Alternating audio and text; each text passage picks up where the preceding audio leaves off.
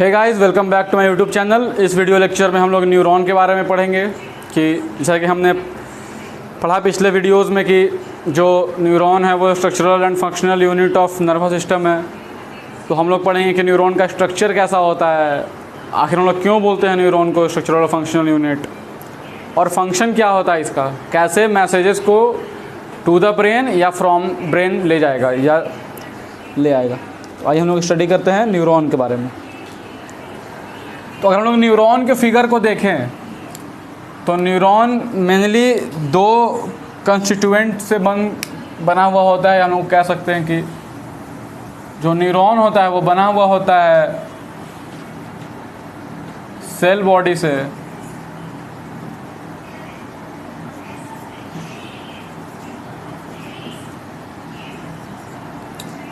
और क्या, एक्सॉन से।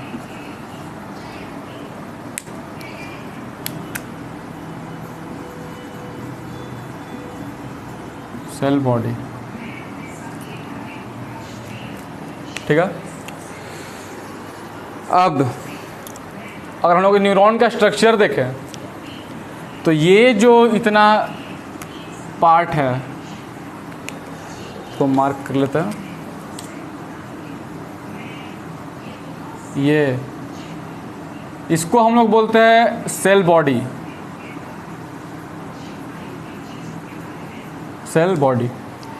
और फिर जो ये बचा एक्सॉन। तो आइए हम लोग इसको पार्ट बाय पार्ट लेबल करते हैं, फिर हम लोग पढ़ेंगे इसको।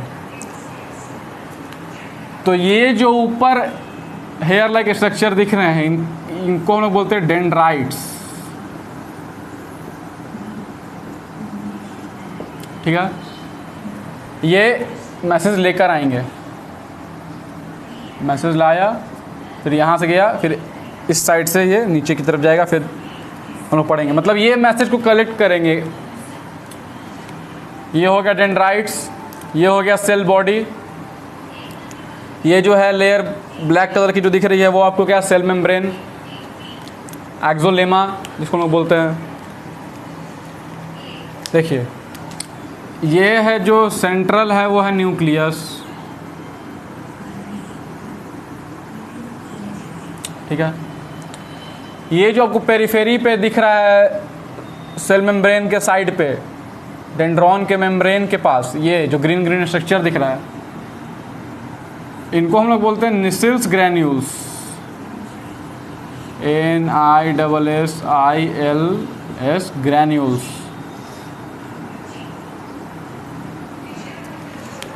तो निसिल्स ग्रैन्यूल्स क्या होता है?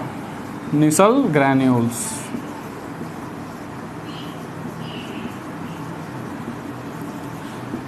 ये होता है एंडोप्लाज्मिक रेटिकुलम प्लस राइबोसोम, ठीक है। आपने पिछले क्लासेस में पढ़ा होगा एंडोप्लाज्मिक रेटिकुलम और राइबोसोम के बारे में। तो जब एंडोप्लाज्मिक रेटिकुलम राइबोसोम के चारों तरफ रैप हो जाता है या एंडोप्लाज्मिक रेटिकुलम और राइबोसोम साथ में आएगा तो उसको न्यूरॉन के स्ट्रक्चर में क्या नाम बोलते हैं हम लोग? Nissl's granules. ये प्रोटीन का सिंथेसिस करेगा न्यूरॉन में, ठीक है। जो न्यूरॉन में जो साइटोप्लाज्म होता है, न्यूरॉन का साइटोप्लाज्म, उसको हम बोलते हैं एक्सोप्लाज्म।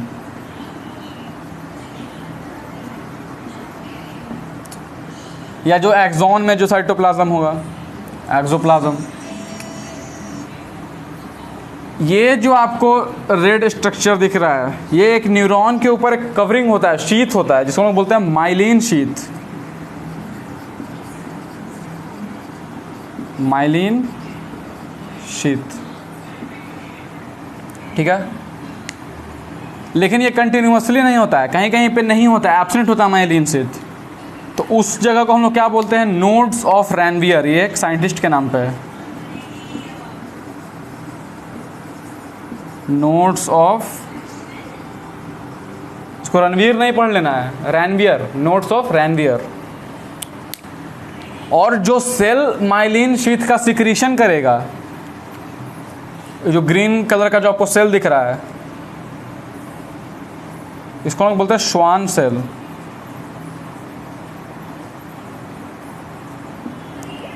स्वान सेल, ठीक है। ये जो है इसको बोलते हैं एक्सॉन, ये हो गया डेंड्रॉन या सेल बॉडी। जहाँ एंड करेगा नीचे आकर तो ये है एक्सॉन एंडिंग्स।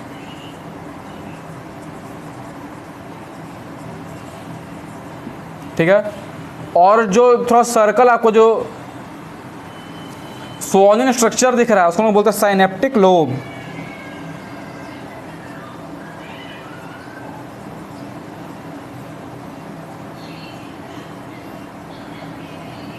Synaptic lobe. तो ये है आपका पूरा न्यूरॉन का स्ट्रक्चर। इसका जो सेल मेम्ब्रेन हो उसको लोग क्या बोलते हैं, एक्सोनीमा। तो ये हो गया आपका न्यूरॉन का स्ट्रक्चर। एक जो मोस्ट इम्पॉर्टेंट जो बात याद रखनी है आपको वो ये है कि न्यूरॉन डिवाइड नहीं कर सकते हैं। न्यूरॉन सेल्स जो हैं वो डिवाइड नहीं कर सकते हैं। क्यों नहीं कर सकते हैं? तो एनिमल सेल में एक ऑर्गेनेल्स होता है, सेल ऑर्गेनेल्स, जिसको हम लोग बोलते हैं, आपको बता देता हूँ। देखिए, जो न्यूरॉन है, ठीक है, neuron cell can't divide.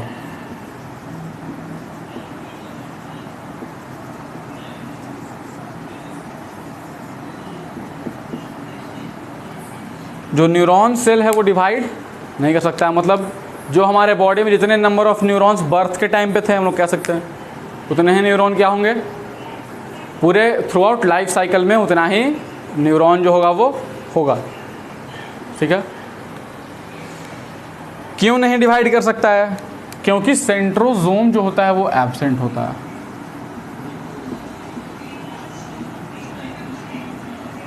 Centrosome absent.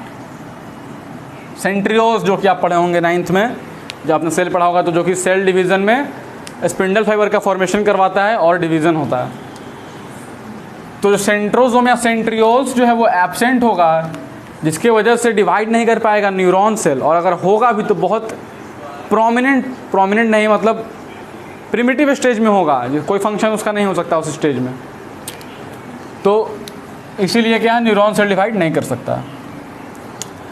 अब कैसे मैसेज लेकर जाएगा?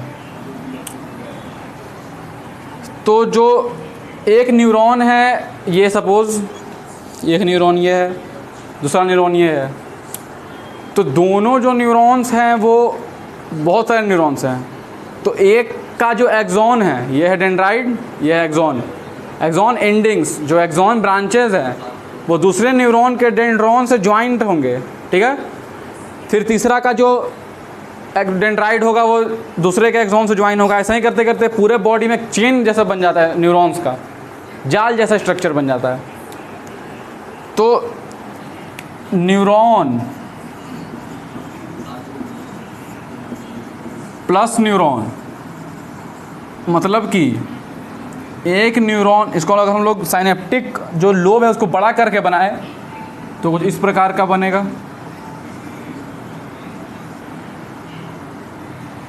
एक न्यूरॉन का एक्सॉन एंडिंग और दूसरे का डेंड्राइट अगर हम लोग बड़ा करके बनाएं कुछ इस प्रकार से,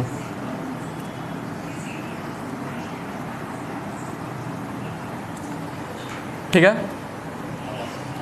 एक का जो बल्ब है, साइनेप्टिक लोब है,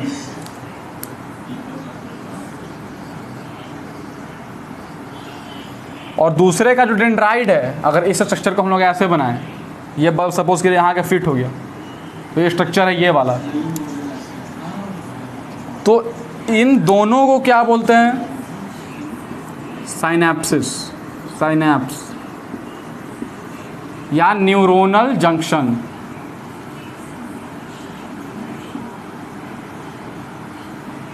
junction between two neuron is called synapse और न्यूरोनल जंक्शन। और न्यूरॉन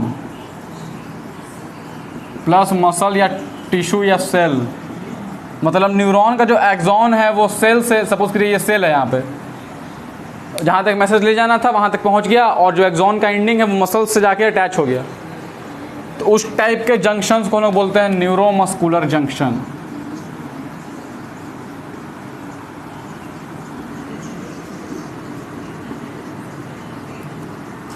ठीक है, न्यूरोमस्कुलर जंक्शन बोलेंगे। तो सपोज कीजिए कि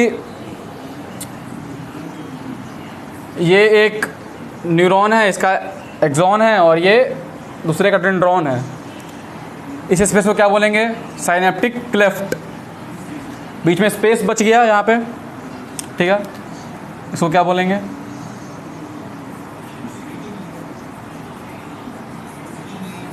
साइनेप्टिक क्लेफ्ट। ये पहले वाला न्यूरॉन है तो प्री साइनेप्टिक न्यूरॉन, और ये बाद वाला है तो पोस्ट साइनेप्टिक न्यूरॉन।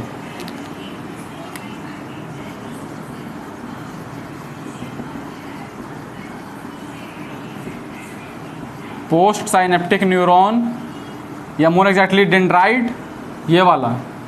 और ये जो मेम्ब्रेन है इसको क्या बोलेंगे? पोस्ट साइनेप्टिक मेम्ब्रेन, ठीक है। ये है, इसको बोलेंगे प्री साइनेप्टिक न्यूरॉन या मोर एक्यूरेट एक्सॉन, और प्री साइनेप्टिक मेम्ब्रेन, ये जो मेम्ब्रेन सराउंडेड है ये। अब सपोज कीजिए इम्पल्स क्या यहाँ से पहुँचा यहाँ तक। इम्पल्स क्या होता है? इलेक्ट्रिकल चार्जेस के फॉर्म में जो है वो करंट, ये जो मैसेजेस है वो पूरे बॉडी में, मतलब सपोज टारगेटेड ऑर्गन तक जाता है, ठीक है, करंट के फॉर्म में। तो सपोज कीजिए करंट यहाँ तक आया। आपको इतना ज़्यादा पढ़ना नहीं है, लेकिन बस मैं आपको बता दे रहा हूँ कि इम्पल्स क्या है। सपोज कीजिए स्टिमुलस आया, किसी ने आपको चींटी काटी या आपने किसी गर्म चीज़ को हाथ लगाया, ठीक है, वो क्या हुआ? स्टिमुलस, सडन चेंज हुआ आपके इन्वायरमेंट में। अब वहाँ से तुरंत मैसेज आएगा ब्रेन तक विदिन सेकेंड से भी बहुत कम समय में, और फिर आप वहाँ से हाथ हटा लेंगे। तो अगर ये इम्पल्स जो है वो इलेक्ट्रिकल फॉर्म में गया, ठीक है, इलेक्ट्रिकल फॉर्म में जा रहा है, कहने का मतलब कि जो न्यूरॉन है वो बहुत क्लोजली ज्वाइंट है, मतलब दोनों का गैप बहुत कम है, 2 नैनोमीटर के करीब, ठीक है। उतना अगर गैप है तो कैसा? इलेक्ट्रिकल साइनेप्सिस बोलेंगे।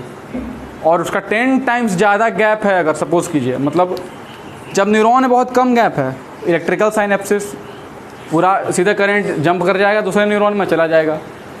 और अगर जो न्यूरॉन है उसमें गैप है एक एक्सॉन और दूसरे के डेंड्राइट के बीच में, तो उसको बोलते हैं केमिकल साइनेप्सिस या हाँ, ठीक है। मतलब जो मैसेज का तरीका है, जो साइनेप्सिस है वो 2 तरह का होगा, एक इलेक्ट्रिकल साइनेप्सिस होगा और केमिकल साइनेप्सिस होगा। इलेक्ट्रिकल साइनेप्सिस में 2 न्यूरॉन के बीच में जो गैप है वो बहुत कम होगा, मतलब जो साइनेप्टिक क्लेफ्ट है वो बहुत छोटा होगा, 2 नैनोमीटर के करीब होगा। किसमें? इलेक्ट्रिकल साइनेप्स में। और केमिकल साइनेप्स में क्या? उसका 10 टाइम्स ज़्यादा गैप होगा, 20 नैनोमीटर के करीब या उससे भी ज़्यादा। तो हमारे बॉडी में मैक्सिमम जो होते हैं वो केमिकल साइनेप्सिस होता है। तो यहाँ से आया इम्पल्स, एक्सॉन एंडिंग तक गया। इम्पल्स कैसे रहता है? प्लस माइनस चार्ज जो होता है वो एक्सचेंज होता है, polarisation, depolarisation, repolarisation, polarised, repolarised, hyper polarised, ये सब स्टेज होते हैं जो कि आपको हायर क्लास में पढ़ना है, मतलब 11th में पढ़ना है। तो सपोज कि यहाँ तक आया, फिर यहाँ से गया, आप तो ख़त्म हो गया, यहाँ पे एक एक्सॉन तो ख़त्म, न्यूरॉन दूसरा न्यूरॉन में जाना है। तो यहाँ पे आया, फिर यहाँ से कुछ कैल्शियम आयंस आते हैं, फिर ये जो स्ट्रक्चर आपको दिख रहे हैं छोटे छोटे, ये वेसिकल्स हैं, इनके अंदर न्यूरोट्रांसमीटर्स भरे हुए होते हैं, केमिकल मैसेंजर्स। वो इसको रप्चर करेंगे, फिर यहाँ से रिसेप्टर होगा, यहाँ से बाइंड होगा, केमिकल रिलीज़ होगा, फिर केमिकल्स के थ्रू जो यहाँ पे चार्ज होगा, फिर यहाँ से यहाँ जंप करेगा। खैर आपको इतना जानने की ज़रूरत नहीं है, इसको मिटा ही देता हूँ। आपको बताना था क्या बस कि pre synaptic membrane, post synaptic membrane, 2 neuron के बीच में जंक्शन होगा, उसको बोलेंगे न्यूरोनल जंक्शन। एक न्यूरॉन और एक मसल्स के बीच में, सपोज कीजिए कि मैसेज आते जाते ब्रेन से यहाँ पहुँच गया, तो यहाँ का जो एक्सॉन है वो यहाँ के टिश्यू से ज्वाइन होगा, तो उसको बोलेंगे न्यूरो मस्कुलर जंक्शन। और 2 न्यूरॉन्स के बीच जो भी न्यूरॉन्स आए उनके बीच में जो जंक्शन होगा उसको क्या बोलेंगे? साइनेप्स या न्यूरोनल जंक्शन। अब इस माइलिन शीथ के प्रेजेंस पे जो न्यूरॉन होते हैं वो 2 टाइप्स के होते हैं। एक माइलिनेटेड न्यूरॉन और दूसरा non myelinated neuron. Myelinated difference, myelinated neuron मतलब क्या, ये जो माइलिन शीथ है वो प्रेजेंट होगा तो माइलिनेटेड और एब्सेंट होगा तो नॉन माइलिनेटेड। माइलिन जो माइलिनेटेड न्यूरॉन है उसमें जो कंडक्शन ऑफ चार्ज है, इम्पल्स जो मैसेज है वो फास्ट जाता है। कैसे जाता है, एक समझ लीजिए आप, यहाँ पे सपोज स्टिमुलस आया, चेंज हुआ यहाँ पे चार्ज में। अब ये जो बना हुआ होता है माइलिन शीथ, ये लिपिड का बना हुआ होता है, लिपिड का। और लिपिड हम लोग जानते हैं कि bad conductor of electrical charge या इम्पल्स होता है। तो ऐसे तो आ नहीं सकता है, अब ये ऐसे यहाँ पे जंप करेगा सीधे, फिर ये यहाँ से यहाँ पे जंप करेगा, फिर यहाँ से यहाँ पे जंप करेगा, ख़त्म। तो इतना डिस्टेंस बच गया आपका। लेकिन जो नॉन माइलिनेटेड है, माइलिन शीथ है ही नहीं, उसको क्या करेगा, अब वो तो भैया कोई ऑप्शन ही नहीं है। यहाँ पे स्टिमुलस आया, ये पूरे डिस्टेंस को कवर करेगा। चार्ज यहाँ प्लस होगा या माइनस होगा, फिर चार्ज का चेंज होगा, पोटेंशियल बदलेगा तो करंट आगे बढ़ेगा, फिर यहाँ तक आएगा। इसका क्या है, सीधे यहाँ से यहाँ जंप किया, यहाँ से यहाँ जंप किया, यहाँ से यहाँ जंप किया, फिर दूसरे एक्सॉन में चला जाएगा, फिर यहाँ से यहाँ दूसरे एक्सॉन में जंप कर गया। तो माइलिन शीथ जो माइलिनेटेड न्यूरॉन्स हैं उनमें जो कंडक्शन है वो फास्ट होगा नॉन माइलिनेटेड के रिस्पेक्ट में। अब यहाँ पे एक क्वेश्चन है कि सपोज़ अगर पूरा माइलिनेटेड हो, एक गैप नोड्स ऑफ रैनवियर्स हैं ही नहीं, मतलब यहाँ से यहाँ गया तो नोड ऑफ रैनवियर एब्सेंट है, मतलब पूरी माइलिन हो गई। या तो माइलिनेटेड होगा, नहीं तो नॉन माइलिनेटेड होगा। माइलिनेटेड है तो पूरा है, अगर तब तो कंडक्शन होगा ही नहीं, क्योंकि पूरे जब लेयर में ही आ गया, लिपिड बाई लेयर, या लिपिड का जो माइलिन शीथ है वो लिपिड का बना हुआ हो, तो पूरा शीथ ही अगर कवर कर गया उसको लिपिड का, तो बैड कंडक्टर ऑफ हैं, कोई जगह भी नहीं है जहाँ से जंप भी कर सकता है, तो उस टाइम में कंडक्शन नहीं होगा। और एक चीज़ और आप जान लीजिए कि सपोज़ कीजिए आपको किसी ने पिन चुभाया और उस जगह से ब्रेन तक मैसेज जा रहा है उस सिचुएशन पे, तो अगर उसी समय उसी न्यूरॉन को एक और स्टिमुलस मिला, जो पिन वाला स्टिमुलस का जो लेकर जा रहा है मैसेज ब्रेन तक, उसी जगह पे अगर एक और सपोज़ कीजिए उसी जगह पे अपने गर्म चीज़, सपोज़ बार बार मैं यूज़ कर रहा हूँ कि आप उसको थिंक कर सकते हैं अपने माइंड में, पॉसिबल है नहीं क्योंकि तुरंत चला रहता है मैसेज। ऐसा नहीं कि आप पिन चुभाए फिर उसको गर्म चीज़ में हाथ लगाएं। सपोज़ करिए आप कि जैसे कि यहाँ पे इसका स्टिमुलस आया, अब ये स्टिमुलस पहले ब्रेन तक जाएगा, फिर वहाँ से आएगा मैसेज कि हटाना है कि नहीं। अब इसी पे एक और स्टिमुलस आ गया, तो अब तो न्यूरॉन कंफ्यूज हो जाएगा कि भाई कौन सा मैसेज ले जाएं, कौन सा नहीं ले जाएं। तो इससे प्रिवेंट करने के लिए नेचर ने क्या कहा है कि भैया एक स्टिमुलस जब तक उसका काम ख़त्म नहीं होगा, जब तक दूसरा स्टिमुलस के ऊपर न्यूरॉन है वो अपना असर नहीं दिखाएगा, उसके ऊपर अपना अफेक्ट नहीं करेगा, या जो स्टिमुलस है वो न्यूरॉन को अफेक्ट नहीं करेगा। कहने का मतलब अगर पिन चुभाया पहला स्टिमुलस है तो उसी स्टिमुलस का पहले पूरा रिस्पॉन्स होगा, उसके बाद अगर आपने किसी हॉट सब्सटेंस को हाथ लगाया तो उसका जो स्टिमुलस का रिस्पॉन्स होगा वो आएगा। एक साथ दोनों नहीं हो सकता है, ठीक है। और एक स्टिमुलस के लिए मतलब सपोज़ करिए किसी ने कोई चींटी काटी, धीरे से काटा या जोर से काटा, जो न्यूरॉन है वो अपना मैक्सिमम इम्पल्स जनरेट करेगा, मैक्सिमम उसका जितना कैपेसिटी है उतना इम्पल्स वो जनरेट करेगा। ये डिपेंडेंट नहीं कि जोर से चींटी काटे तो ज़्यादा इम्पल्स बनेगा, कम हल्का सा काटे चींटी तो कम बनेगा, नहीं। एक न्यूरॉन अपनी क्षमता अपनी कैपेसिटी के अनुसार फुल स्ट्रेंथ का इम्पल्स जनरेट करेगा। उसको कोई मतलब नहीं है कि स्टिमुलस वो छोटा लेवल का या बड़ा लेवल का, वो इम्पल्स जनरेट करेगा, ठीक है, ताकि इफेक्टिवली मैसेज पहुंच सके। तो ये था आपका न्यूरॉन के बारे में। नेक्स्ट वीडियो में हम लोग पढ़ेंगे, ब्रेन स्टार्ट करेंगे, CNS जो सेंट्रल नर्वस सिस्टम है उसके बारे में पढ़ेंगे। ब्रेन जो कि 3 रीजन में डिवाइड होता है, fore brain, mid brain, hind brain, फिर स्पाइनल कॉर्ड। फिर हम लोग पढ़ेंगे PNS पढ़ेंगे, जिसमें कुछ नर्व्स के बारे में पढ़ेंगे, जो क्रैनियल नर्व हैं, जो स्पाइनल नर्व है, उनके बारे में। ज़्यादा नहीं पढ़ना है आपको, इसलिए सिर्फ आपको इंट्रोडक्शन दे दूंगा कि आपको पता रहे। हाँ भाई कोई पूछे तो आप बता दें कि हाँ ये सभी चीज़ें ऐसे ऐसे होती हैं। तो इस वीडियो में बस इतना ही। अगर आपको ये वीडियो पसंद आया हो, न्यूरॉन का स्ट्रक्चर, न्यूरॉन का फंक्शन समझ में आ गया हो, तो प्लीज़ वीडियो को लाइक करें, अपने फ्रेंड्स के बीच शेयर करें, और अगर आप इस चैनल पर नए हैं तो प्लीज़ चैनल को सब्सक्राइब करें। नेक्स्ट वीडियो में हम लोग पढ़ेंगे brain. So till then, thank you very much for watching this video.